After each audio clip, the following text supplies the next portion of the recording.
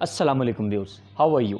उम्मीद नहीं यकीन है आप बिल्कुल ठीक होंगे, क्योंकि हमेशा की तरह मेरी दुआएं मेरे व्यूज़ के साथ हैं और यकीनन आपकी दुआएं भी मेरे साथ होंगी। तो चलते हैं आज के टॉपिक की तरफ, लेकिन आज के टॉपिक की तरफ जाने से पहले चैनल को लाइक, शेयर और सब्सक्राइब करना मत भूलिएगा। साथ में बेल आइकन भी दबा दीजिएगा ताकि आने वाली हर इन्फॉर्मेटिव वीडियो का नोटिफिकेशन आप लोगों तक पहुंच सके। तो आज हम डिस्कस करेंगे रिलेटिव प्रोनाउन। सवाल ये पैदा होता है कि रिलेटिव प्रोनाउन किसको कहा जाता है। जब हम लफ्ज़ रिलेटिव प्रोनाउन अदा करते हैं तो किस किस्म के कॉन्सेप्ट हमारे माइंड में क्रिएट होते हैं।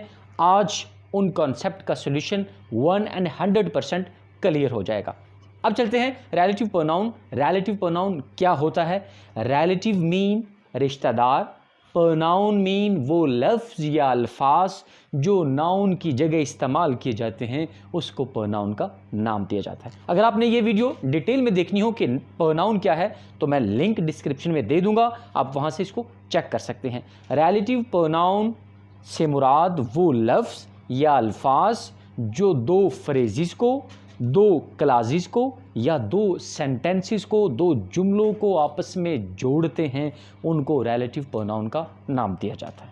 मैंने क्या कहा?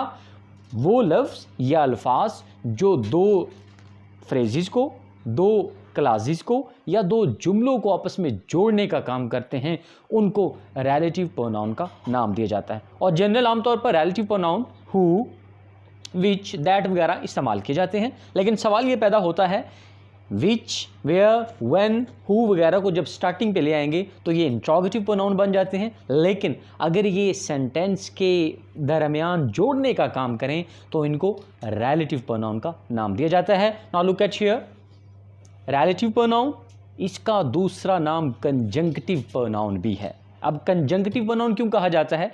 कंजंक्ट का मतलब होता है जोड़ना, दो फ्रेजेस को, दो क्लासेस को, दो जुमलों को ये आपस में जोड़ रहे होते हैं, तो इसी बेस पे इसका नाम कंजंक्टिव प्रोनाउन भी कहा जाता है, रखा जाता है। Clear? Now look eight an example, Ali is a boy, Ali is my friend. हमें ये इल्म है कि प्रोनाउन हमेशा रेपिटेशन से बचाते हैं। किसकी रेपिटेशन से? नाउन की रेपिटेशन से। So Ali is a boy, Ali is my friend, तो रेपिटेशन हो रही है किसकी?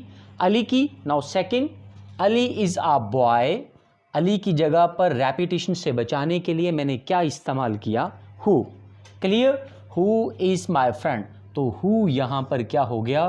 प्रोनाउन भी हो गया और रिलेटिव प्रोनाउन का इसको नाम दिया जाएगा। क्यों? ये दो इस सेंटेंसेस को आपस में जोड़ रहा है, जोड़ने का काम कर रहा है, तो इसलिए हु यहाँ पर क्या होगा?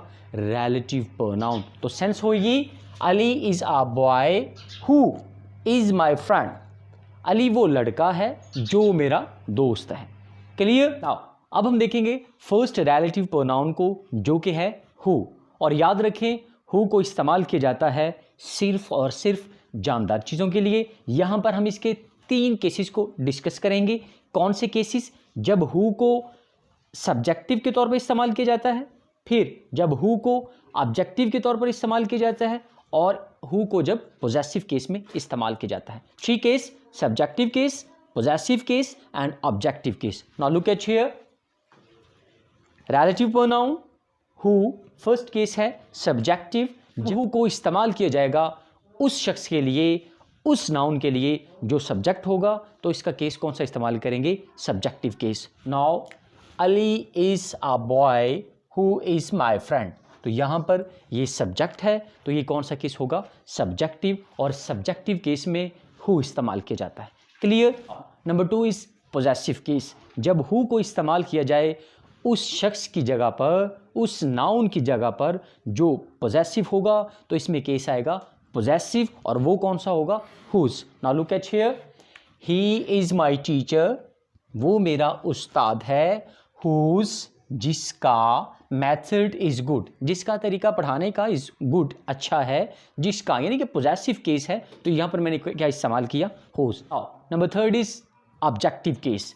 जब हु को इस्तेमाल किया जाएगा उस शख्स की जगह पर जो ऑब्जेक्ट के तौर पर इस्तेमाल हो रहा है, तो इसका केस हम कौन सा इस्तेमाल करेंगे? Objective. Now look at here, home, तो इसके लिए हु का ऑब्जेक्टिव केस में क्या इस्तेमाल करेंगे, होम।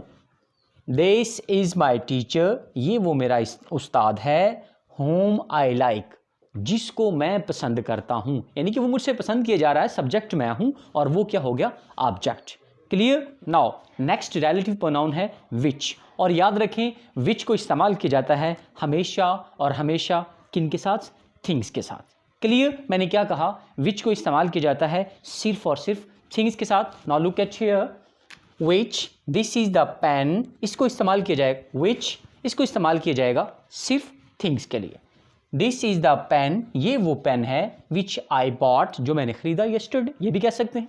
क्लियर। पेन क्या है, थिंग है। Clear. The next example, these are the books which are helpful, which are helpful, ये वो किताबें हैं जो बहुत मुआवन हैं। Clear. Next one is that, याद रखें दैट को इस्तेमाल किया जाता है थिंग्स के लिए भी और पर्सन्स के लिए भी। Clear. Now look at here, she is the girl, ये वो लड़की है, दैट लड़की है, name of a person, person है, दैट इसके साथ क्या इस्तेमाल कर लिया, दैट टोल्ड अ लाई, जो झूठ बोलती है। Clear. And the second one is this is the book, ये वो किताब है, that I have ever read, जो मैंने पहले कभी नहीं पढ़ी। क्या मकसद है कि दैट को हम इस्तेमाल करते हैं थिंग्स के साथ भी और पर्सन्स के साथ भी। और याद रखें इंडेफिनिट प्रोनाउन के बाद भी दैट का इस्तेमाल किया जाता है। क्लियर। ये था आज का हमारा लेक्चर। लेते हैं अ बर्ड आई व्यू। आज हमने क्या पढ़ा, रिलेटिव प्रोनाउन। रिलेटिव प्रोनाउन किन को कहा जाता है, जो दो फ्रेजेस को, दो क्लासेस को, दो सेंटेंसेस को आपस में जोड़ने का काम करते हैं, उनको रिलेटिव प्रोनाउन कहा जाता है। उसमें सबसे पहले हमने डिस्कस किया हु को। हु हमने 3 केसेस डिस्कस किए। अगर हु इस्तेमाल किया जा रहा है उस शख्स के लिए जो सब्जेक्ट के तौर पर इस्तेमाल हो तो सब्जेक्टिव केस आ जाएगा। अगर ये इस्तेमाल हो रहा है उस शख्स के लिए, उस नाउन के लिए जो ऑब्जेक्ट के तौर पर इस्तेमाल हो रहा है तो ऑब्जेक्टिव केस आ जाएगा। और अगर पोजेसिव के लिए है तो पोजेसिव केस आ जाएगा। फिर मैंने बताया विच, जो कि सिर्फ और सिर्फ इस्तेमाल होता है थिंग्स के लिए। फिर मैंने डिस्कस किया दैट, जो कि इस्तेमाल होता है पर्सन्स के लिए और थिंग्स के लिए। अपना ख्याल रखिएगा, दुआ में याद रखिएगा। टेक केयर, बाय बाय, अल्लाह हाफ़िज़।